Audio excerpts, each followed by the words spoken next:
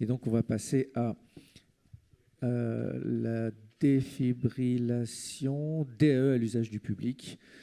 Et on va demander à Marc Noiset et à Bruno Thomas-Lamotte, s'ils sont là. Ah oui, Bruno Thomas-Lamotte est là. De venir modérer cette session.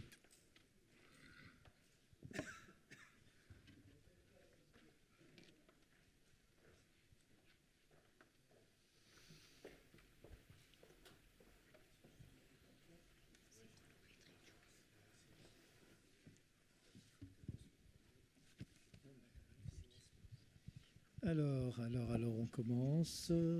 C'est où dans la page, puisqu'on n'est pas dans les délais? Eh bien, c'est Inès Ben-Mena qui va nous parler d'Arlod à GeoDAE.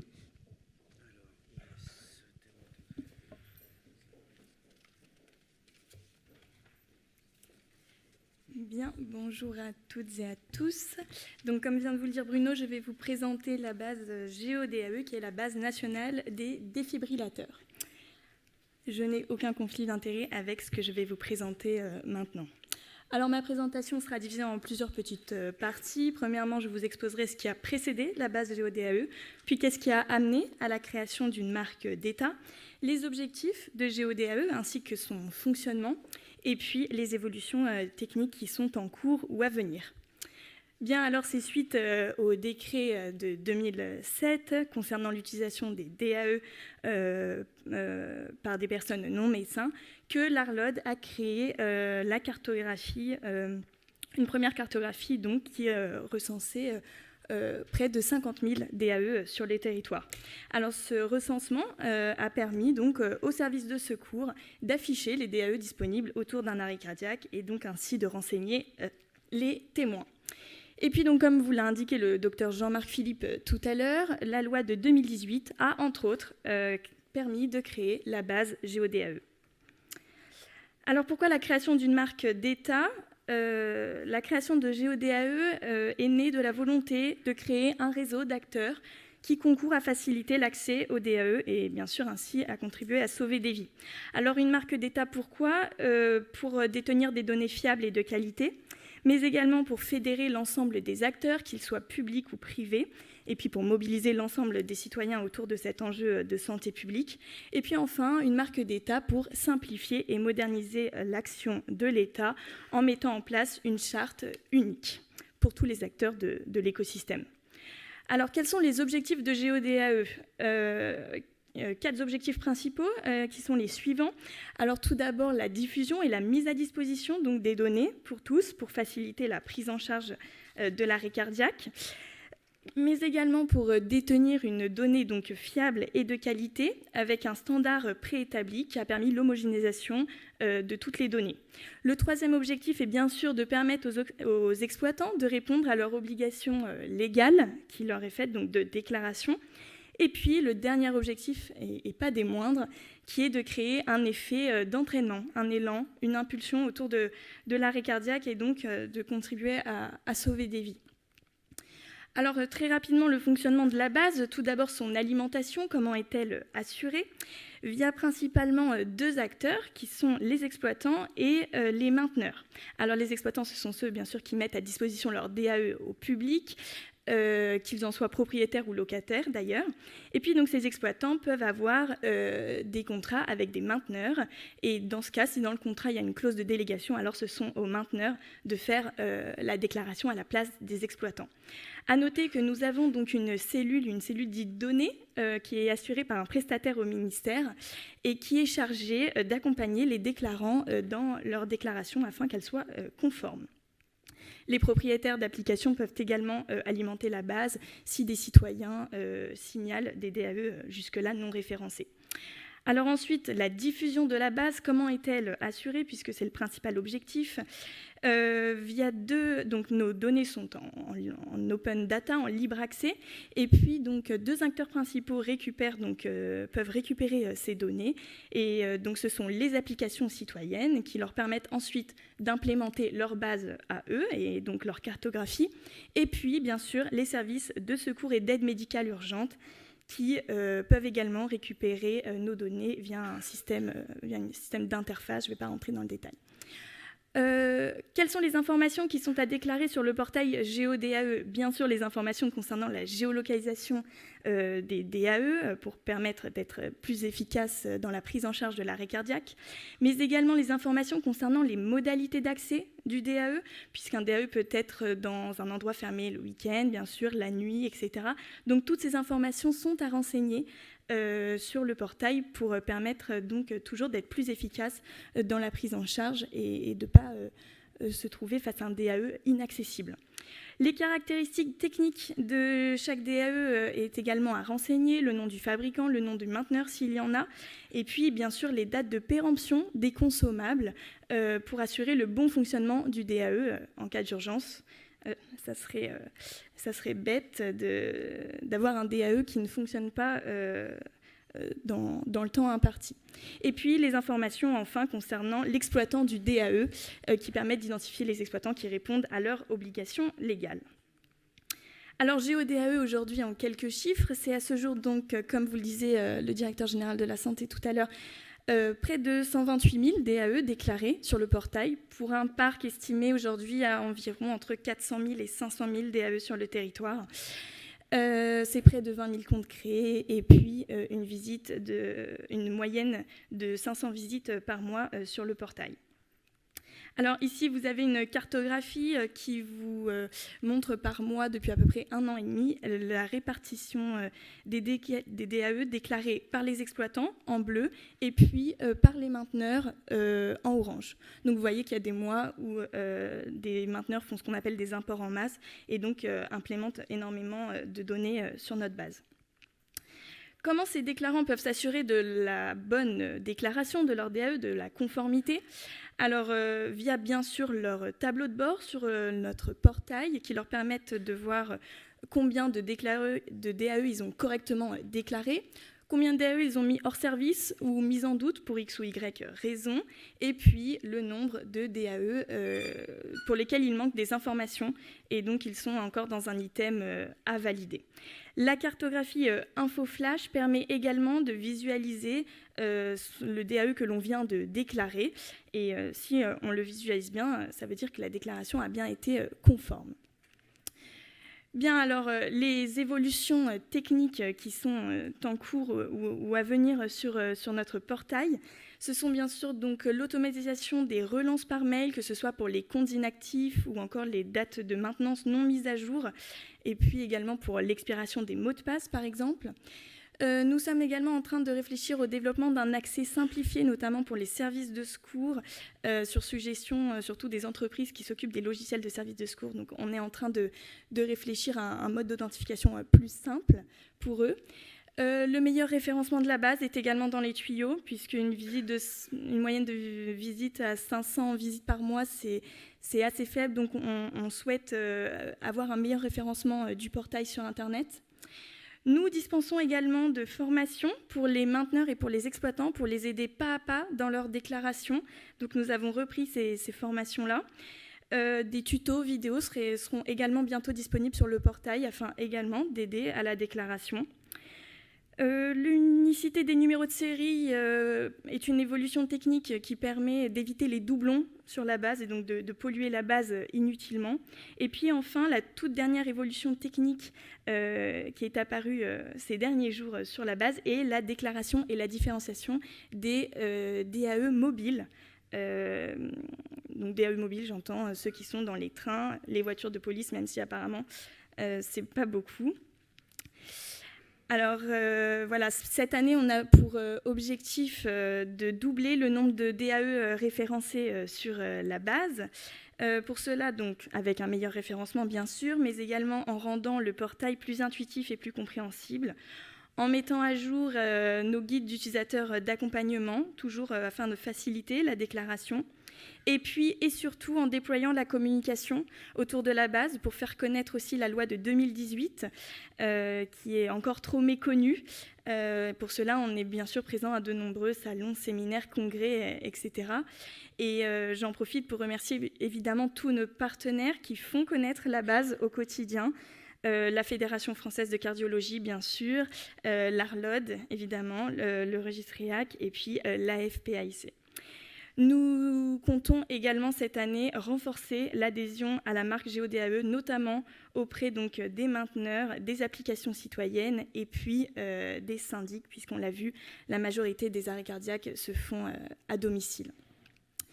Eh bien, écoutez, j'espère que je vous ai convaincu sur la nécessité de déclaration des DAE et que chaque DAE déclaré sur le portail permettra d'augmenter les chances de survie. Je vous remercie pour votre attention.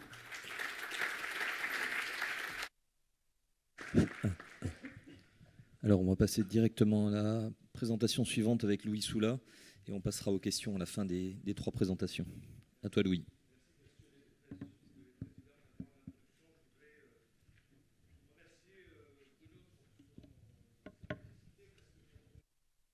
En 5 ans, il y a quand même eu l'obligation de déclarer les défibrillateurs, le GeoDAE et la loi sur les citoyens sauveteurs. Et puis, petite cerise sur le gâteau, aujourd'hui, on peut accéder enfin à ces défibrillateurs. Et Monsieur le Président, c'est un sujet que je porte depuis 13 années, depuis 2008 exactement, auprès d'autres associations. Donc, notre problème à nous, c'est de pouvoir utiliser ces défibrillateurs parce que on a 2 problèmes en fait aujourd'hui pour la gestion de la mort subite. C'est la multiplicité des applications. Tout à l'heure, on a évoqué le souhait de certains d'avoir qu'une application pour déclencher des citoyens sauveteurs, mais également, dès lors qu'on veut accéder à un répertoire, eh bien, on est en salle de régulation, pour ceux qui connaissent un petit peu, obligé d'avoir plein d'applications qui ne communiquent pas forcément entre elles. Donc, ça nous oblige à avoir une redondance dans la saisie des informations. La place du défibrillateur, c'était redit par REAC, par les porteurs du registre REAC. On sait aujourd'hui que c'est comme à Las Vegas, quand un défibrillateur est utilisé et déclenché par un citoyen sauveteur, le taux de survie il est remarquable. Mais par contre, avec le registre, on n'arrive pas encore à savoir exactement si un défibrillateur automatique est à proximité d'intervention. En tout cas, il y a un certain nombre de situations où le défibrillateur n'est pas utilisé. Quand on regarde l'enquête, ça a été dit, est-ce qu'on dispose d'une cartographie des DAE? Les SAMU répondent majoritairement oui, mais par contre, cette cartographie, elle n'est pas intégrée dans l'outil du quotidien qui est pour nous le LRM, le logiciel de régulation médicale, et il n'est pas bien clair encore comment sont données les consignes de la récupérer un défibrillateur quand il y a un ou plusieurs témoins. Et pourtant, l'utilisation du défibrillateur, c'est une des recommandations principales des dernières recos sur l'arrêt cardiaque de 2021. C'est bien sûr mettre en place les compressions thoraciques, aller faire le défibrillateur, donc utiliser un défibrillateur. Et on a, dans ces recommandations, encore une fois, positionné le dispatcher, qui est pour nous un medical dispatcher ou un dispatcher ARM, pour identifier l'arrêt cardiaque, commencer l'aide au geste et accéder au DAE de proximité. GeoDAE, en octobre 2023, je n'ai pas les chiffres exacts, c'est un recensement de près de 6 000 défibrillateurs en Bretagne, dont pour l'Ille-et-Vilaine, à peu près 2 000 qui sont recensés. Je pense qu'on a augmenté depuis, et je l'espère. Et je voudrais rebondir un petit peu sur cette plaquette de GeoDAE, là, sur cette charte d'usage de la marque d'État, qui rappelle un petit peu les obligations des services d'urgence et services de secours, qui ont obligation aujourd'hui, pour lequel il est fortement incité de se connecter, d'accéder à ces registres pour connaître la position des défibrillateurs. Je vous rappelle que c'était une recommandation forte du SFRC depuis 2007, je crois, de pouvoir localiser les défibrillateurs à proximité d'un arrêt cardiaque. Alors, la cartographie, la répartition des défibrillateurs, elle est accessible à travers ce lien. Certes, c'est très pratique. Vous rentrez une commune et vous avez la localisation des défibrillateurs, mais on ne peut pas aller très loin dans la saisie de l'adresse, donc ce qui pose un peu de problème. Donc on voit que, notamment ici sur Saint-Malo, il y a pas mal de défibrillateurs. Alors, comme il faut faire avancer les choses, je vais dire merci à Fred Berthier, parce qu'aujourd'hui, l'accès normal au répertoire GeoDAE, il est intégré dans ce qu'on appelle SISAMU.org depuis avant-hier. Donc vous avez accès à ce répertoire sur GeoDAE qui n'existait pas sur ce tableau de nos applications qui sont accessibles. Donc merci Fred Berthier, mais on a la même problématique, c'est qu'on a obligé de faire de la saisie des coordonnées pour pouvoir avoir le plus proche. Alors heureusement, Depuis quelques années,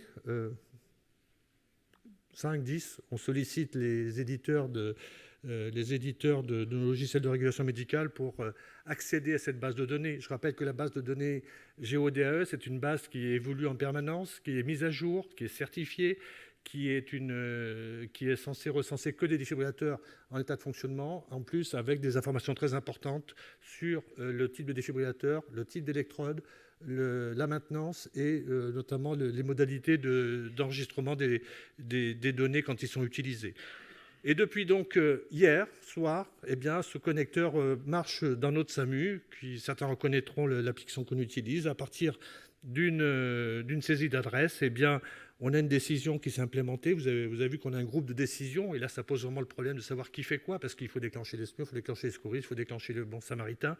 Donc, vous voyez qu'il y a une nouvelle décision pour nous, là, qui s'appelle accès au défibrillateur, qui, quand on prend une décision, va proposer les défibrillateurs le plus proche du lieu de l'intervention, en mettant un ordre de proximité, bien sûr, le plus proche en priorité. Et dès que l'on va aller sur le défibrillateur, sur la carto, eh bien, on va avoir des informations importantes sur sa localisation exacte. Et ces informations, elles sont d'autant plus importantes qu'aujourd'hui, on peut récupérer l'intégralité des informations que l'on demandait, que le président d'Arlode redemandait pour qu'on puisse y accéder en temps réel, qui permettent de savoir comment il est accessible, le problème de la maintenance, le type de matériel, encore une fois, et ça c'est quelque chose qui est très important. Ça marche, je peux vous le garantir qu'on est en phase de production maintenant, ça a été laborieux, mais ça marche. Alors certains vont me dire que oui, c'est un coût supplémentaire, oui peut-être et tout, mais n'empêche que demander à nos armes le temps gagné pour prendre ces informations et pouvoir guider au plus vite la personne qui va pouvoir récupérer le défibrillateur. Donc cet accès aux données de la base GeoDAE, c'est un vrai plus. Donc merci, il aura fallu, je devais déjà en parler il y a 5 ans, mais c'est très bien aujourd'hui, c'est opérationnel avec au moins ce logiciel. Ça va se faire pour les autres, je n'en doute pas. Ça nous permet un accès en temps réel aux DAE qui sont opérationnels le plus proche de l'intervention. On peut définir des modalités d'accès pour que, notamment, est-ce que le défibrillateur est accessible ou pas H24, est-ce qu'il est dans un boîtier sécurisé ou pas. Ça évite notamment l'absence de redondance dans la saisie des données géographiques pour nos armes. C'est une base de données qui est actualisée en temps réel, et ça c'est vraiment un truc essentiel, et c'était la commande forme aux éditeurs, c'est que le lien permette d'alimenter en temps réel la base de données de nos logiciels. Ce sont des DAE opérationnels labellisés, hein, et moi j'ai été proche d'une situation dramatique où un jeune joueur de 20 ans n'a pas pu être défibrillé parce que le défibrillateur mis en place d'une salle de sport n'était pas opérationnel. Donc c'est quelque chose qui doit faire réfléchir. Et surtout, on en parlera tout à l'heure, aujourd'hui, on doit pouvoir avoir très facilement les modalités de récupération des données, parce que pour moi, c'est quelque chose qui est très important, c'est toujours un casse-tête. Il y a beaucoup de fabricants de défibrillateurs, mais on n'a pas réussi encore à standardiser le mode de saisie des données. Et bien sûr, on a besoin d'avoir des informations sur des modes d'information de saisie. Alors, je ne veux pas vous vanter des belles histoires, mais vous voyez, ça peut marcher. Un appel dans un collège, des masseurs cardiaques est fait, on cherche un défibrillateur très rapidement avec la carto. À l'époque, c'était la carto GeoDAE. Et puis voilà, le défibrillateur, il fait son boulot. Et c'est pour un jeune de 14 ans avec un offload de 1 minute. Il est choqué, il récupère. Et on peut récupérer les informations du défibrillateur. Vous voyez, c'est ça qui est très important. Parce que ce jeune, aujourd'hui, il a parié d'un défibrillateur implantable, et c'est l'information qui était saisie qui était renseignée stockée dans le défibrillateur était essentielle pour pouvoir reprendre. Voilà, donc une belle histoire rennaise, comme on en a d'autres, hein, mais ça montre vraiment l'intérêt dans cette chaîne de survie de l'accès au défibrillateur en temps réel. Je vous remercie. Merci Louis pour ce marathon. On va passer à la dernière communication sur la place des sociétés de maintenance autour de cette gestion des DAE. Eh bien, bonjour à tous. Donc, je remercie déjà l'association Arlode pour m'avoir invité à ce séminaire pour représenter la place des sociétés de maintenance et plus spécifiquement la déclaration et la mise à jour des données. Alors, je n'ai pas de conflit d'intérêt particulier. Je suis dirigeant d'une société de maintenance, vente, location de défibrillateurs. Alors, le rôle d'une société de maintenance, on peut le démontrer sur deux grands aspects, deux grands volets, qui sont d'une part la maintenance, bien sûr, on en parle assez peu également, mais l'assistance également. L'objectif étant bien sûr de tout mettre en œuvre pour que le défibrillateur soit fonctionnel à tout instant, vraiment très important. Alors, on va parler tout d'abord de la maintenance. Alors, je tiens à préciser que c'est la maintenance à notre sens, au sens de notre société. Aujourd'hui, il y a un décret, le décret de 2018, qui rend obligatoire la maintenance, on l'a dit tout à l'heure. Ce décret ne spécifie pas quelles sont les opérations qui doivent être réalisées dans la maintenance du défibrillateur. Donc, c'est les aspects qui doivent être réalisés dans la maintenance à notre sens. Alors, à notre sens, c'est l'intervention d'un technicien, une fois par an, sur site. Alors j'insiste avec le sur-site, puisque les maintenances à distance sont plutôt finalement considérées comme des surveillances, plus que des maintenances. C'est le contrôle complet du défibrillateur, le fonctionnement de l'appareil, la mise en route, le fonctionnement des boutons, le fonctionnement des voyants, la connexion des électrodes avec le défibrillateur, le contrôle des consommables. Vous l'avez dit tout à l'heure, des dates de péremption. Il est important d'être sûr que le défibrillateur va s'allumer, va fonctionner. Le contrôle de la signalétique, très importante pour acheminer le sauveteur vers le défibrillateur le plus proche. Certains fabricants recommandent des tests de choc, qui sont également réalisés. La mise à jour du logiciel, s'il y a des évolutions dans le secourisme. Et puis, la mise en place d'un process de vérification hebdomadaire du défibrillateur, très cher à nos yeux. Aujourd'hui, le défibrillateur il est vérifié une fois par an par la société de maintenance. Il y a encore 364 autres jours dans l'année où il peut y avoir une défaillance de cet appareil. Il nous paraît indispensable de mettre en place un process de vérification hebdomadaire du défibrillateur par le client. Ce process, il a deux objectifs. Le premier, que le client vérifie que l'appareil fonctionne en dehors de l'intervention de maintenance. Deuxième objectif, c'est de responsabiliser aussi le client, de ne pas faire penser au client que la société de maintenance gère tout et qu'il n'a rien à faire. Il a lui aussi à surveiller son appareil. Et en pratique, ça se fait finalement assez bien avec les clients. Et la déclaration dans la base de données GeoDAE. L'assistance, deuxième volet, 365 jours par an. On l'a dit, l'objectif de l'assistance finalement est d'assurer la continuité dans la disponibilité du défibrillateur, 365 jours par an, pour le remettre en fonctionnement, pour le réarmer le plus rapidement possible s'il y a une utilisation de l'appareil, s'il y a un incident, une panne, un vol, du vandalisme, que l'on puisse réarmer le défibrillateur. L'objectif chez nous, c'est de le réarmer le plus rapidement possible, idéalement en 24 heures.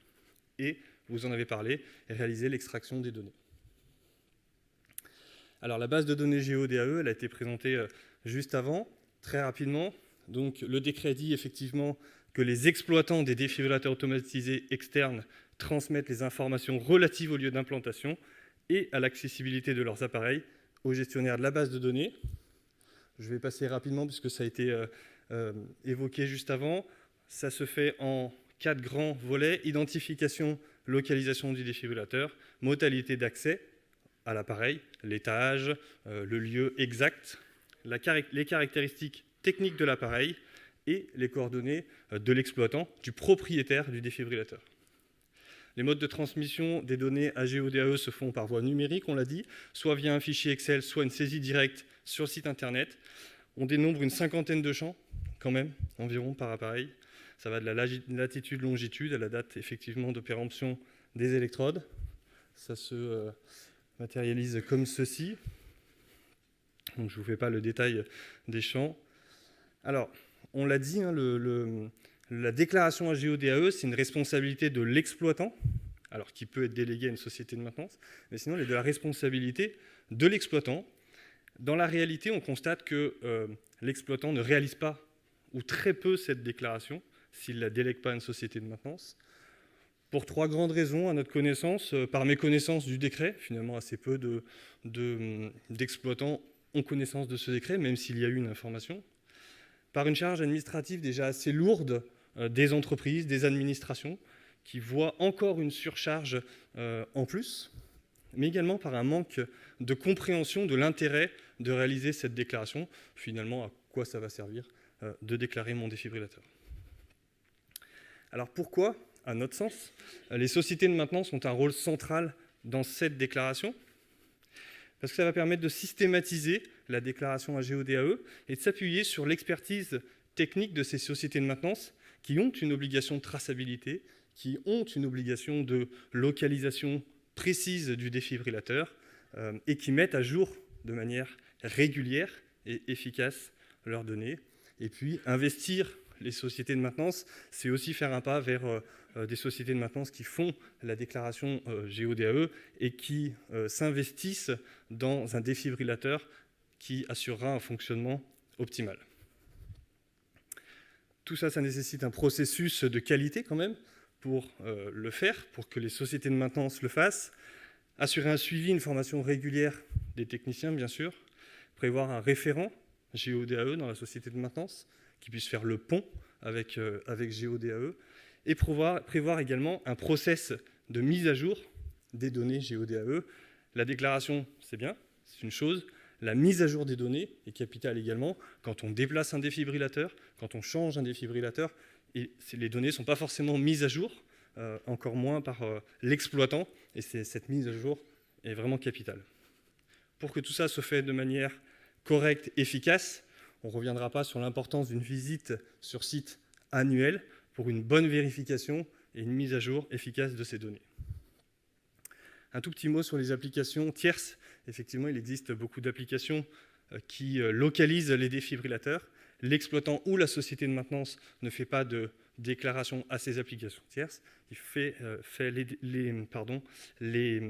transmet ces données à la base de données GODAE qui les transmet, elle, aux applications tierces. Alors, si on devait nommer quelques améliorations possibles, peut-être, on penserait éventuellement à l'amélioration de l'intuitivité de l'interface, à la réduction, peut-être, du nombre de certains champs. Tout ça pour unique objectif, finalement, d'augmenter le nombre de défibrillateurs déclarés dans la base de données GODAE. Et pourquoi pas une accessibilité grand public aussi de GODAE en mode lecture unique de certains champs pour que le grand public puisse finalement accéder directement aussi à cette base de données. Je vous remercie.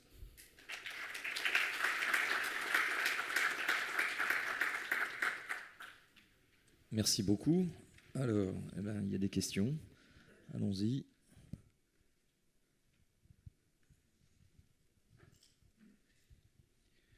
Je voulais insister sur l'accessibilité au grand public de la base de données. Dans le Haut-Rhin, on a une base de données qui est réalisée par le SAMU, qui est mise à disposition des pompiers et du grand public via un lien simple, dae68.fr. Le site est hébergé par le conseil départemental, donc c'est 3 services publics qui mettent à disposition gratuitement du grand public de la cartographie des défibrillateurs. Quand je vais faire des sensibilisations, des formations, je dis aux gens d'aller voir près de l'endroit, il y a l'endroit où ils font du sport, où ils travaillent, où ils habitent, où leurs enfants font du sport, vont à l'école, de regarder où est le défibrillateur le plus proche avant d'en avoir besoin. C'est comme le feu. C'est pas une fois qu'il y a le feu qu'il faut se poser la question où est l'extincteur. Les arrêts cardiaques, c'est la même chose. Donc l'accessibilité au grand public, pour moi, c'est essentiel. Bonjour, ancien juriste, j'ai regardé tous les textes et j'ai bien vu que dans les textes, il y avait que l'exploitant doit répondre à l'obligation légale de déclaration. Sauf que j'ai trouvé nulle part un arrêté, un décret qui expliquait exactement qui devait le déclarer, comment il devait le déclarer, les ERP, etc. Et surtout, je n'ai pas trouvé de sanction en cas de non-déclaration. Ce qui veut dire pas de sanction, pas de déclaration. Vous connaissez l'esprit français.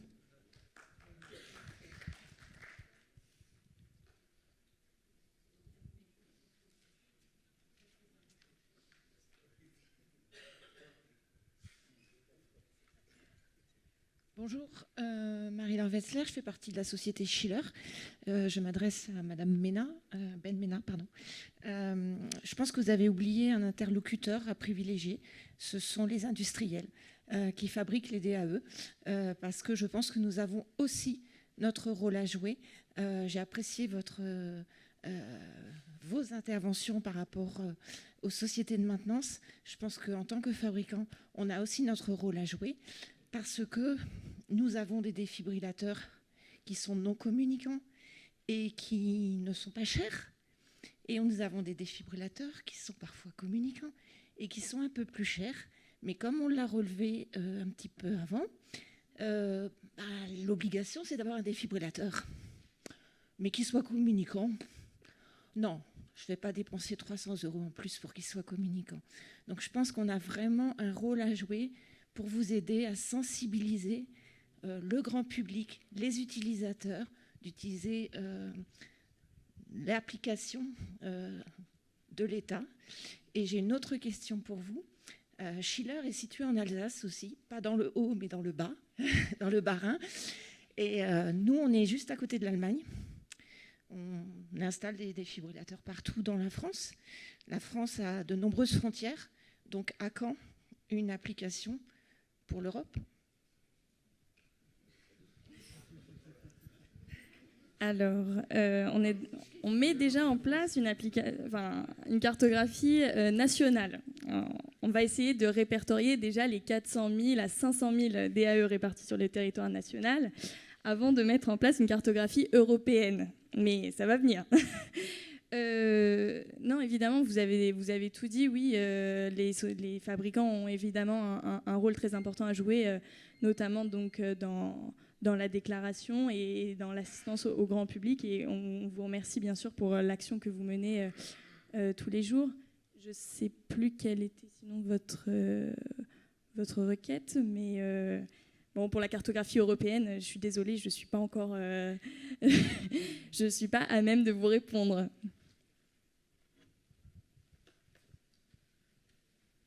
Une question là-bas au fond. On a des grands enjeux, on a des enjeux de communication. Alors déjà, on peut se féliciter que maintenant on ait une base nationale. Il faut arriver à y accéder et à l'utiliser. Louis a montré que maintenant, ça y est, on pouvait interfacer nos outils et je pense que c'est un grand bienfait parce que si on n'a pas ça, on l'a bien compris qu'en salle de régulation, il y avait une problématique d'utilisation et on ne peut pas l'utiliser s'il faut aller se reloguer sur un deuxième site et aller consulter à côté. Et il faut absolument que cette base devienne véritablement unique parce que sans quoi, on a toujours la problématique des utilisateurs d'utilisateurs et on a une information qui sera pas utilisable en temps réel.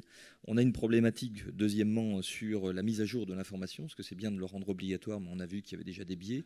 On a vu que le nombre de connexions est de 500, ce qui est effectivement assez faible. Et la mise à jour, il y a un enjeu là-dessus aussi. Alors oui, les sociétés de maintenance sont en charge de le faire, mais il n'y a pas une obligation d'avoir un contrat de maintenance pour chaque DAE posé. Et donc, on passe complètement à côté du sujet, même s'il y a une obligation de déclaration. L'outil ne peut ne plus être là, avoir été utilisé plus de patch et voire ne pas être en état de fonctionner. Donc on a encore un grand travail à mener et je pense qu'il y a une réflexion là-dessus sur la capacité de déclarer ce qu'on voit. Alors je sais que c'était un outil qui existait dans certaines autres bases, de pouvoir déclarer le fait qu'il y a un DAE juste à côté de soi et qui n'existe pas. Est-ce que c'est quelque chose qui est prévu dans Géoportail ou pas ? Non, DAE, pardon. GeoDAE. Est-ce que quelqu'un de lambda qui a repéré un DAE, il faut qu'il se crée un compte, mais c'est vrai qu'en fait, dans DAE, après, dans la création de compte, on demande effectivement s'il est exploitant, s'il est mainteneur. Alors après, ce que je disais tout à l'heure, c'est qu'il peut toujours le signaler à une application citoyenne qui ensuite nous le transmet. On a dans tous les départements des utilisateurs de la base. Donc nous, on passe dans les rues, on passe dans les lieux publics, on aurait assez peu de difficultés de pouvoir aller valider l'existence ou pas d'une déclaration. Enfin, moi, je pense que c'est un travail qui doit être mené pour essayer d'élargir le recensement et qu'il soit le plus exhaustif possible. Et il y avait une question au fond de la salle. Oui, juste ici. Ah, par là. Alana de la société Laifis. Je m'adresse à Monsieur Christophe par rapport à le suivi des défibrillateurs qui sont déployés. Je ne suis pas sûre en termes de volume que vous avez en tant que société, je veux dire combien de clients vous avez. Vous avez parlé de la vérification hebdomadaire puisque c'est comme ça que vous pouvez vraiment assurer que les défibrillateurs sont fonctionnels. Juste comment vous faites? Vous appelez le client, vous envoyez un mail, comment vous assurez que ce retour est bien vrai et que le défibrilllateur est fonctionnel? Alors merci pour votre question. Non, on fonctionne de manière très pragmatique, donc on n'a pas de défibrillateur connecté de notre côté. On fonctionne de manière très pragmatique, soit on demande au client de scanner un QR code, ce qui va dans notre base de données valider le fait que le client est bien passé vers ce défibrillateur et a identifié la présence de l'appareil, la présence du V vert ou du voyant clignotant du défibrillateur, d'une part, ou pour les clients un peu moins modernes, on leur laisse finalement un document qu'ils remplissent de manière hebdomadaire et ils consignent ça sur un document. Et sur le volume du client, je veux dire, la plupart, il vous répond d'une manière systématique? Alors évidemment, hein, comme pour tout, il y a des clients qui le font de manière assidue, d'autres qui le font beaucoup moins, mais on constate qu'un peu plus de la moitié le fait effectivement de manière systématique. Merci.